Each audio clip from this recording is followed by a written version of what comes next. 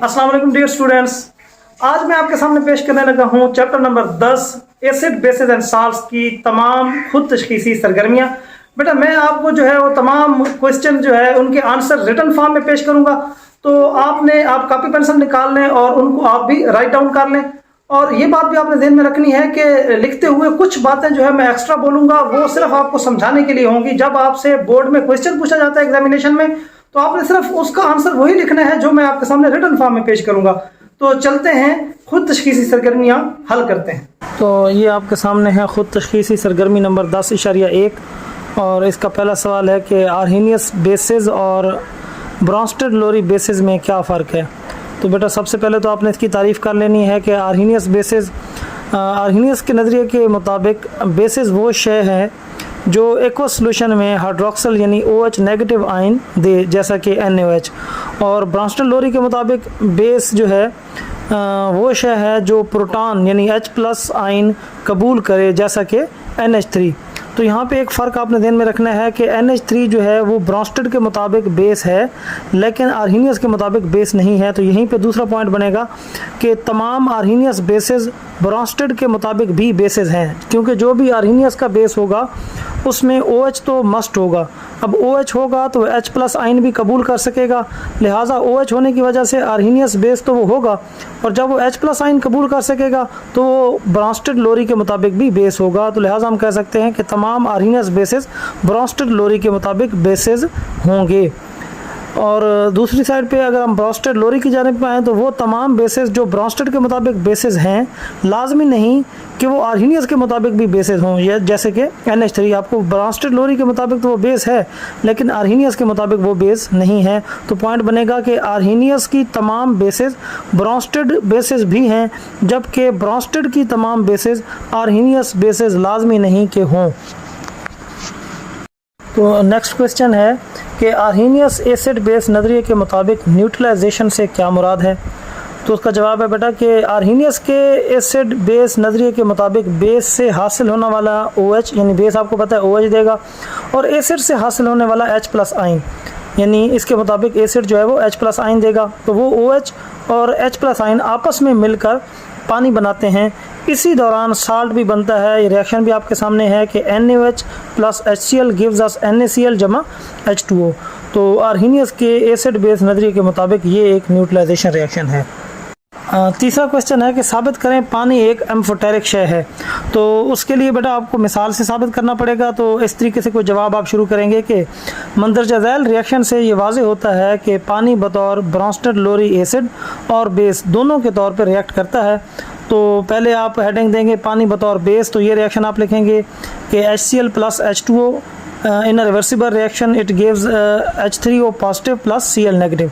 अब इस रिएक्शन में आप देखें कि पानी जो है H2O उसने एक H+ आयन क्योंकि कबूल किया है, और लोरी ब्रॉन्स्टेड के मुताबिक जो H+ आयन कबूल करता है वो बेस होता है। तो लिहाजा पानी जो है इस रिएक्शन में बतौर बेस काम कर रहा है, क्योंकि एसिड जो है वो उसको H+ आयन देता है और पानी बतौर बेस काम कर रहा है। जबकि दूसरी इक्वेशन में आप देखें कि H2O + NH3 तो इट गिव्स अस NH4+ और OH नेगेटिव आयन।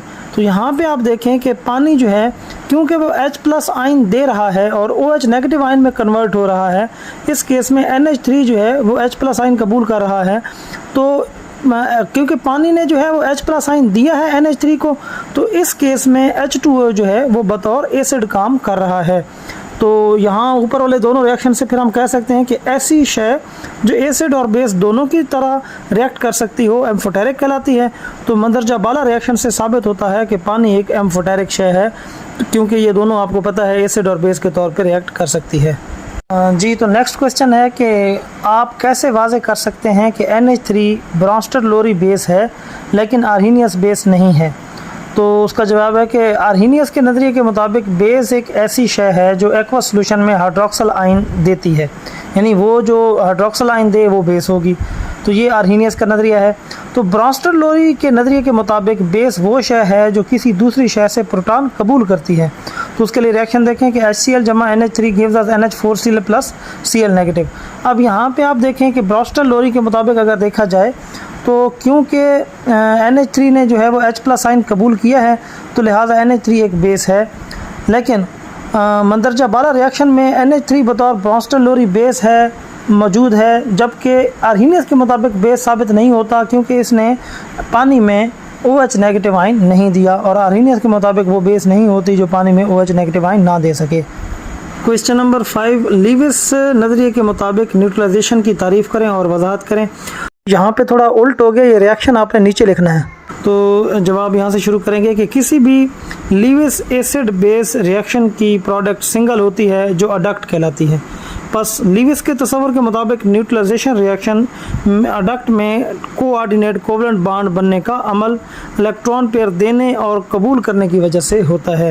यानी अडक्ट में जो एक कोऑर्डिनेट कोवलेंट बॉन्ड बनता है, एसिड जो है वो इलेक्ट्रॉन का जोड़ा कबूल करता है और बेस जो है वो इलेक्ट्रॉन का जोड़ा देता है, यही जो है वो न्यूट्रलाइजेशन है अकॉर्डिंग टू लीविस। तो इससे अमोनिया, यानी ऊपर जो है वो आपने ये इक्वेशन दिखा देनी है जिसमें बोरोन ट्राईफ्लोराइड है और उसका ऑक्टेट मुकम्मल नहीं है, और उधर अमोनिया है, उसके पास लोन पेयर ऑफ इलेक्ट्रॉन है। तो अमोनिया का जो नाइट्रोजन है वो अपने लोन पेयर ऑफ इलेक्ट्रॉन जो है वो बोरोन की तरफ शिफ्ट करेगा और एक कोऑर्डिनेट कोवलेंट बॉन्ड बनेगा। तो इसलिए अमोनिया जो है वो एक बेस है कि उसने इलेक्ट्रॉन पेयर जो है वो शेयर किया है, और बोरोन ट्राईफ्लोराइड जो है वो एक एसिड है। बात क्वेश्चन नंबर 6 है, लीविस एसिड की तारीफ़ करें और ख़वास बयान करें। तो पहले आप लीविस एसिड की तारीफ़ करेंगे कि लीविस के मुताबिक एसिड एक ऐसी शय है, मालिक्यूल या आयन हो सकता है, यानी ऐसी शय है जो इलेक्ट्रॉन का पेयर कबूल कर सकता है, यानी जो भी H+ आयन जो भी इलेक्ट्रॉन का पेयर कबूल कर सके वो लीविस के मुताबिक एसिड है। तो इसकी खसूसियात जो हैं वो ये हैं कि ऐसे मालिक्यूल जिनका मरकज़ी एटम का ऑक्टेट नामुकम्मल होता है, मिसाल के तौर पे BF3 है, AlCl3 है, FeCl3 है, तो इनमें मरकज़ी एटम अपने गिर्द सिर्फ 6 इलेक्ट्रॉन रखता है, इसलिए ये इलेक्ट्रॉन पेयर कबूल कर सकते हैं। तो ये लीविस एसिड के तौर पे काम कर सकते हैं। इसी तरीके से जो दूसरी इनकी खसूसियत बनेगी वो ये है कि सादा कैटाइंस लीविस एसिड के तौर पे काम करते हैं, यानी सादा कैटाइंस जो होते हैं जिनके ऊपर प्लस चार्ज होता है, तमाम कैटाइंस में चूँकि इलेक्ट्रॉन की कमी होती है इसलिए ये लीविस एसिड के तौर पे काम करते हैं। अलबत्ता जो सोडियम है, पोटाशियम है या कैल्शियम के जो प्लस आयन्स हैं, ये आपको पता है क्योंकि ज़्यादा इलेक्ट्रोपॉजिटिव मेटल्स हैं, तो इनके जो कैटाइंस हैं इलेक्ट्रॉन्स को कबूल करने का कम रुझान रखते हैं, जबकि जो हाइड्रोजन और H+ आयन है या सिल्वर का प्लस आयन है, ये इतने इलेक्ट्रोपॉजिटिव नहीं है, ये इलेक्ट्रॉन को कबूल करने का रुझान रखते हैं, तो बहुत ज़्यादा रुझान रखते हैं, तो इसलिए ये लीविस एसिड के तौर पे काम कर सकते हैं। तो ये इसकी 2 खसूसियात हैं। नेक्स्ट क्वेश्चन है कि BF3 लीविस एसिड के तौर पर क्यों काम करता है। तो बेटा उसका जवाब ये है कि BF3 में मरकज़ी एटम जो बोरोन है उसके आखिरी शेल में 2 इलेक्ट्रॉन की कमी मौजूद होती है, इसलिए ये इलेक्ट्रॉनिक जोड़ा कबूल करने की सलाहियत रखता है, लिहाजा BF3 जो है वो लीविस एसिड के तौर पे काम करता है। बेहतर होगा यहाँ पे आप वो पिछले सफ़े पे जो मैंने बनाया है BF3 का स्ट्रक्चर भी बना लीजिएगा। बोरोन आपको पता होना चाहिए कि इसमें कुल जो है आखिरी शेल में 3 इलेक्ट्रॉन होते हैं। जब ये कोवलेंट बॉन्ड बनाता है 3 फ्लोरीन्स के साथ तो इसके जो है वो 6 इलेक्ट्रॉन हो जाते हैं, लेकिन फिर भी 2 इलेक्ट्रॉन की कमी इसके अंदर रहती है, तो इस वजह से ये इलेक्ट्रॉनिक जोड़ा कबूल करने की सलाहियत रखता है। तो BF3 जो है वो बतौर लीविस एसिड के काम करता है। नेक्स्ट जो है इस खुद तशख़ीसी सरगर्मी का आखिरी सवाल है कि ब्रॉन्स्टन लोरी नज़रिया के मुताबिक पानी एक एम्फोटेरिक शय है और लीविस नज़रिया के मुताबिक इसकी फ़ितरत क्या है। तो ब्रॉन्स्टन लोरी नज़रिए के मुताबिक वो पहले बता चुके हैं पानी एम्फोटेरिक, और पीछे हम ये बात डिस्कस भी कर चुके हैं। अगर आप लेंथी करना चाहते हैं इस जवाब को तो आप बेशक वो पानी बतौर एम्फोटेरिक उसको डिस्कस कर लें जो पीछे हम बता चुके हैं। तो यहाँ से आप जवाब लिखें कि क्योंकि H2O के पास लोन पेयर मौजूद हैं इसलिए लीविस नज़रिए के मुताबिक पानी जो है वो बतौर बेस काम करेगा, क्योंकि आपको पता है जिसके पास लोन पेयर होंगे तो इलेक्ट्रॉन का लोन पेयर किसी को कोऑर्डिनेट कोवलेंट बॉन्ड में दे सकता है, लिहाजा वो लीविस के लिहाज से बतौर बेस काम कर सकता है। जी तो आप शुरू कर रहे हैं खुद तशख़ीसी सरगर्मी नंबर 10.2। तो उसका पहला सवाल है कि जब एसिड कार्बोनेट्स और बाइकार्बोनेट के साथ रिएक्ट करता है तो कौन सी गैस खारिज होती है। तो उसका जवाब है कि एसिड कार्बोनेट्स और बाइकार्बोनेट्स के साथ रिएक्शन करके साल्ट्स बनाते हैं और कार्बन डाइऑक्साइड गैस खारिज करते हैं। रिएक्शन भी लिखे हुए हैं, ये रिएक्शन आप देख लें और ये रिएक्शन भी नोट कर लें। नेक्स्ट क्वेश्चन है कि कौन से साल्ट्स एसिड के साथ रिएक्ट करके SO2 गैस खारिज करते हैं। तो आपको पता है एसिड्स जो हैं वो सल्फाइड्स और बाईसल्फाइड्स के साथ रिएक्ट करके साल्ट्स और सल्फर डाइऑक्साइड गैस खारिज करते हैं। और रिएक्शन लिखे हुए हैं, ये रिएक्शन देख लें और ये रिएक्शन भी आप नोट कर लें। ये क्वेश्चन नंबर 3 भी बड़ा सीधा सा है कि सल्फ्यूरिक एसिड के इस्तेमालात लिखें। तो sulphuric acid fertilizers, ammonium sulphate, calcium super sulphate और केमिकल्स जैसा कि धमाका खेज अशिया, पेंट्स, अद्वियात वगैरह बनाने और लेड स्टोरेज बैटरियों में इलेक्ट्रोलाइट के तौर पे इस्तेमाल होता है। ये इसके इस्तेमालात है। नेक्स्ट क्वेश्चन है कि जब अल्कलीज अमोनियम साल्ट के साथ रिएक्ट करती हैं तो कौन सी गैस खारिज होती है। तो बेटा अल्कलीज अमोनियम साल्ट के साथ रिएक्ट करके अमोनिया गैस खारिज करती है। ये रिएक्शन भी आपने लिखना है NH4Cl जमा NaOH gives us NaCl plus NH3 और प्लस H2O। तो इस रिएक्शन में आप देख रहे हैं NH3 गैस जो है वो बन के खारिज हो रही है। क्वेश्चन है कि एक्वस कास्टिक सोडा के कॉपर, जिंक और फेरिक साल्ट के साथ के सोल्यूशन के साथ रिएक्शन से बनने वाले रसूब के रंग लिखें। तो बेटा बेसिस को जब हैवी मेटल जैसा कि कॉपर, जिंक और फेरिक साल्ट के सोल्यूशन में डाला जाता है तो ये इनसॉल्युबल मेटल हाइड्रोक्साइड का रसूब बनाती हैं। तो जब कॉपर सल्फेट होती है तो कॉपर हाइड्रोक्साइड जो है वो बनता है और नीला रसूब बनता है। जिंक क्लोराइड होता है तो जिंक हाइड्रोक्साइड बनता है और जिंक हाइड्रोक्साइड जो है वो सफ़ेद रसूब होता है उसका। और अगर आयरन क्लोराइड हो, FeCl3 हो, फेरिक क्लोराइड हो तो उससे जो है वो FeOH थ्राइस जो बनता है और उसका वो बतौर ब्राउन रसूब जो है उसके बनते हैं। ये आप नोट कर लें, रिएक्शन भी लिखे हुए हैं। क्वेश्चन है कि अल्कलाइन बैटरियों में इस्तेमाल होने वाली अल्कली का नाम लिखें। तो पोटाशियम हाइड्रोक्साइड जो है वो अल्कलाइन बैटरियों में इस्तेमाल होती है। ये आप नोट कर लें। तशख़ीसी सरगर्मी नंबर 10.3 उसका पहला सवाल है कि खालिस पानी ताकतवर इलेक्ट्रोलाइट क्यों नहीं होता। यानी खालिस जो पानी होता है उसमें से करंट नहीं गुजरता। ये याद रखिएगा, खालिस पानी में से करंट नहीं गुजरता। ये जो आम जो है वो टैप का पानी होता है इसमें हलशुदा आयंस की वजह से इसमें से करंट गुजरता है। लेकिन अगर पानी जो है वो खालिस हो तो वो इलेक्ट्रोलाइट नहीं होता, यानी उसमें से करंट नहीं गुजरता। तो उसका जवाब जो है वो आप यूँ लिखेंगे कि पानी एक कमज़ोर इलेक्ट्रोलाइट है क्योंकि ये बहुत कम आयनाइज होता है। ये प्रोसेस ऑटो आयनाइजेशन या सेल्फ आयनाइजेशन कहलाता है। ये रिएक्शन आप देख लें तो इसमें जो H+ और OH नेगेटिव आयन है तो पानी में H+ आयन्स और OH नेगेटिव आयन की तादाद 10 की ताकत -7 मोल पर DM³ है और आयन की ये बहुत कम तादाद है। आप ज़रा देखें ना, 10 की ताकत -7 बनता है 0.00000001 जो है मोल पर DM³। तो इंतहाई कम जो है ये तादाद है। तो इस कम तादाद की वजह से पानी जो है वो इलेक्ट्रोलाइट नहीं होता। क्योंकि किसी भी चीज़ को इलेक्ट्रोलाइट होने के लिए जो है वो आयन्स उसके अंदर होना ज़रूरी है। तो पानी क्योंकि वो आयन्स में तब्दील नहीं होता, प्लस नेगेटिव आयन नहीं देता, तो इसलिए जो है वो पानी अच्छा इलेक्ट्रोलाइट नहीं है। फिर याद रखें इस बात को कि खालिस पानी जो है उसकी बात हो रही है। अगर पानी जो है उसमें ऑलरेडी आयन्स मौजूद होते हैं टैप वाटर में तो इसलिए वो इलेक्ट्रोलाइट होता है, लेकिन खालिस पानी जो है वो इलेक्ट्रोलाइट नहीं होता। नेक्स्ट क्वेश्चन है कि HCl और H2SO4 ताकतवर एसिड्स हैं। जब इनके सॉल्यूशंस इक्वोमोलर हों यानी मोलरिटी इनकी बराबर हो तो इनकी pH वैल्यू मुख्तलिफ होती है। जैसा कि मिसाल 10.2 और 10.4 की किताब में जो मिसाल दी हुई है तो उसकी बात कर रहा है। तो इनकी pH वैल्यू मुख्तलिफ क्यों होती है वो आपने बताना है। तो जवाब यूँ शुरू करेंगे आप कि HCl और H2SO4 की मुकम्मल आयनाइजेशन मंदरजा ज़ैर रिएक्शन से ज़ाहिर की जा सकती है। HCl जो है वो आपको पता है H+ आयन देता है और Cl नेगेटिव आयन देता है, जबकि H2SO4 जो है वो 2H+ आयन देता है और साथ में सल्फेट आयन देता है। तो मंदरजा बाला मसावात से वाज़े होता है कि जो HCl है उसके 1 मोल से 1 मोल H+ आयन, जबकि H2SO4 के 1 मोल से 2 मोल H+ आयन पैदा होते हैं। इसलिए जब इनके सॉल्यूशंस इक्वोमोलर हों तो H2SO4 से H+ आयन की तादाद दुगनी होगी। इसलिए जो है वो H2SO4 जो है क्योंकि H+ आयन ज़्यादा देगा तो H2SO4 अगर बराबर मोलैरिटी में भी हो तो H2SO4 जो है वो HCl से दुगने H+ आयन देने की वजह से ज़्यादा ताकतवर एसिडिक सॉल्यूशन पैदा करेगा। है कि पानी का आयनिक प्रोडक्ट कांस्टेंट टेम्परेचर पर मुनहसर क्यों होता है।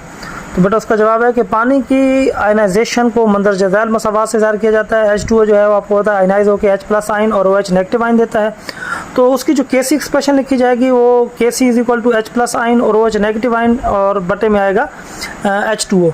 तो पानी के आयनिक प्रोडक्ट कांस्टेंट जो है Kw को मंदरजा ज़ैर तरीके से ज़ाहिर किया जाता है। Kw = H+ ion OH negative ion और आपको पता है इसकी वैल्यू होती है 10 की ताकत -14, लेकिन ये होता है 25 डिग्री सेंटीग्रेड पे। अब वापस ऊपर जाएं Kc पे तो आप इस बात को नोट करें कि Kc जो है इक्विलिब्रियम कांस्टेंट जो है वो इनिशियल कॉन्सेंट्रेशन पे तो डिपेंड नहीं करती, लेकिन आपको पता है ये हमने पिछले चैप्टर में पढ़ा है कि Kc की जो वैल्यू है वो टेम्परेचर डिपेंडेंट होती है।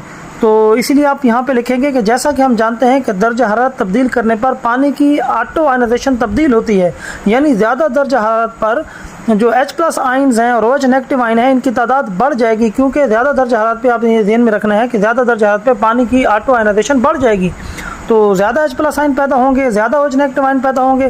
तो इसलिए हम कह सकते हैं कि पानी का आयनिक प्रोडक्ट कांस्टेंट टेम्परेचर पर मुनहसर होता है। जैसे ही टेम्परेचर चेंज करेंगे तो H+ और OH नेगेटिव आयन की तादाद चेंज होने की वजह से KW जो है वो भी चेंज ज़रूर होगा। क्वेश्चन है P और pH में फ़र्क बयान करें, तो P से मुराद मनफी लॉगरिथम होता है और pH से मुराद H+ आयन्स की मोलर कंसंट्रेशन का मनफी लॉगरिथम है।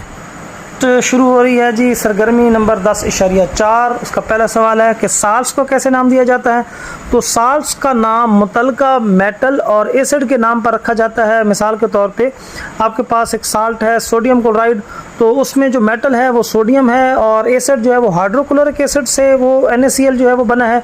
तो एसिड के लिए हाइड्रोक्लोरिक एसिड से क्लोराइड और मेटल का जो है वो एज सच नाम सोडियम आ गया। इसी तरीके से दूसरी मिसाल आपने पोटाशियम नाइट्रेट, तो जो मेटल का नाम है पोटाशियम वो एज सच पूरा आपने बोला है, जबकि नाइट्रिक एसिड से आपने जो है वो नाइट्रेट बोला है, क्योंकि KNO3 में जो NO3 है वो नाइट्रिक एसिड से आया होगा, तो नाइट्रिक एसिड का नाइट्रेट, जबकि पोटाशियम जो है वो जो मुतलका मेटल है उसका नाम जो है वो एज सच आप मुकम्मल बोलेंगे।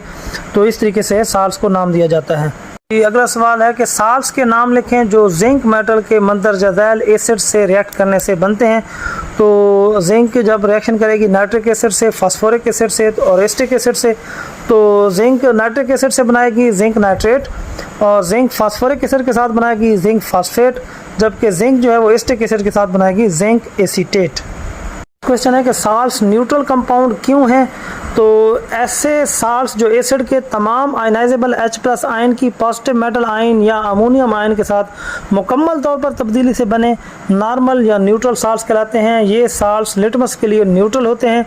तो दर्ज झैल जो है वो एक मिसाल आपने लिखनी है, HCl जमा KOH गिव्स अस KCl जमा H2O। तो एसिड और बेस के दरमियान ये जो रिएक्शन है इसे न्यूट्रलाइजेशन रिएक्शन कहते हैं।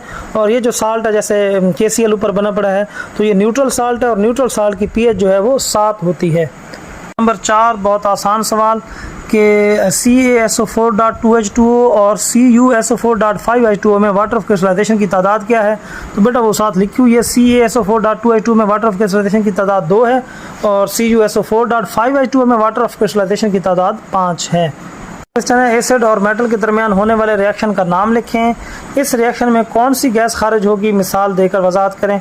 तो रिएक्शन का नाम जो है वो एसिड और मेटल के दरमियान होने वाले रिएक्शन का नाम डायरेक्ट डिस्प्लेसमेंट है, यानी इस रिएक्शन को आप डायरेक्ट डिस्प्लेसमेंट रिएक्शन कहते हैं।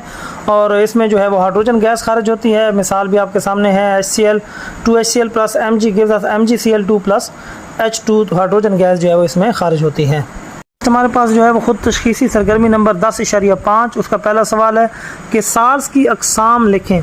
तो बेटा साल्ट्स की 6 अक़साम हैं जो आपको पता है कि normal salts, acidic salt, basic salt, double salt, mixed salt और कम्प्लेक्स साल्ट्स।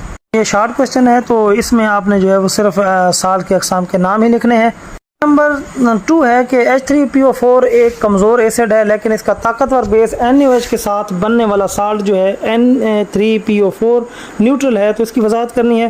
तो जवाब लिखेंगे आप, ऐसा साल्ट जो एसिड के तमाम आयनाइजेबल H+ आयन की पॉजिटिव आयन या अमोनियम आयन के साथ मुकम्मल तौर पर तब्दीली से बने न्यूट्रल या नॉर्मल साल्ट कहलाता है। तो आप रिएक्शन इसमें देखें कि H3PO4 plus 3 NaOH gives us Na3PO4 plus 3 H2O। तो बेटा H3PO4 जो है इसके तीनों H+ आयन जो हैं वो एक्सचेंज हो गए हैं और उसकी जगह पे सोडियम मेटल आ गई है। तो मदरजा बाला रिएक्शन में भी क्योंकि H3PO4 के तमाम ionisable H+ ion positive metal से तब्दील हो गए हैं, इसलिए Na3PO4 एक न्यूट्रल साल्ट है। नंबर 3 है कि बेसिक साल्ट्स किस तरह नॉर्मल साल्ट्स में तब्दील हो जाते हैं, एक मिसाल से वाज़ेह करें। तो जवाब आप लिखेंगे कि बेसिक साल्ट्स एसिड के साथ मज़ीद रिएक्ट करके नॉर्मल साल्ट्स बनाते हैं। रिएक्शन आपके सामने है, ZnOH NO3 plus HNO3 gives us ZnNO3 twice plus H2O। तो इसमें जो ZnOHNO3 जो है ये बेसिक साल्ट है। तो मंदरजा बाला रिएक्शन में बेसिक साल्ट ZnOHNO3 जब HNO3 से रिएक्ट करता है तो एक न्यूट्रल साल्ट ZnNO3 ट्वाइस में तब्दील हो जाता है। यहाँ पे आप देखें ZnOHNO3 इसके पास एक OH मौजूद है, तो इसलिए ये जो है वो बेसिक साल्ट है। जब इसका वो OH भी जो है वो NO3 के साथ रिप्लेस हो जाता है तो ये फिर बेसिक साल्ट नहीं रहता और ये न्यूट्रल साल्ट बन जाता है। क्वेश्चन है कि कम्प्लेक्स साल्ट्स क्या हैं। तो कम्प्लेक्स साल्ट्स आयनाइज होने पर एक सादा कैटाइन और एक कम्प्लेक्स एनाइन या इसके उल्ट आयन देते हैं। अच्छा, यहाँ पे उल्ट से क्या मुराद है कि कम्प्लेक्स साल्ट जो है वो आयनाइज होने पर सादा कैटाइन और कम्प्लेक्स एनाइन भी दे सकते हैं, या फिर कम्प्लेक्स कैटाइन और सादा एनाइन भी दे सकते हैं। तो बहरहाल तो सिर्फ सादा आयन अपनी खसूसियत का टेस्ट देता है, जबकि कम्प्लेक्स आयन जो होता है वो अपनी खसूसियत के टेस्ट नहीं देता। मिसाल के तौर पर ये पोटाशियम फेरोसाइनाइड है आपके सामने, तो ये आयनाइज होता है तो एक सादा कैटाइन K पॉजिटिव और एक कम्प्लेक्स एनाइन जो है वो दे देता है। तो जब आप सोल्यूशन में टेस्ट करते हैं पोटाशियम के लिए तो टेस्ट पॉजिटिव आते हैं और मौजूद होता है, तो पता भी चलता है कि पोटाशियम आयन मौजूद है। जबकि ये जो FeCN है तो इसमें आप CN को चेक करने के लिए जो टेस्ट करते हैं तो आपके टेस्ट नेगेटिव आते हैं, हालांकि वहाँ पे साइनाइड आयन जो है वो मौजूद होता है। तो अपनी मौजूदगी के बावजूद अपने टेस्ट जो है वो नेगेटिव दे रहा है, तो ये एक कम्प्लेक्सिटी है, इसी वजह से इनको कम्प्लेक्स साल्ट्स भी कहा जाता है। तो अब आ जाते हैं जी इस चैप्टर की आखिरी खुद तशखीसी सरगर्मी का आखिरी सवाल। Na2SO4 एक न्यूट्रल साल्ट है, इसके इस्तेमालात क्या हैं। तो Na2SO4 जो है वो ग्लास, पेपर और डिटर्जेंट्स की तैयारी में इस्तेमाल होता है। जी तो बेटा उम्मीद है आपको तमाम सवालात जो है उनके जवाब समझ आ गए होंगे और आपने राइट डाउन कर लिए होंगे। तो मिलते हैं नेक्स्ट वीडियो में, फिर जो है हम अगले चैप्टर की खुद तशखीसी सरगर्मी या मशक करेंगे। तब तक के लिए इजाज़त दीजिएगा। अल्लाह हाफिज़।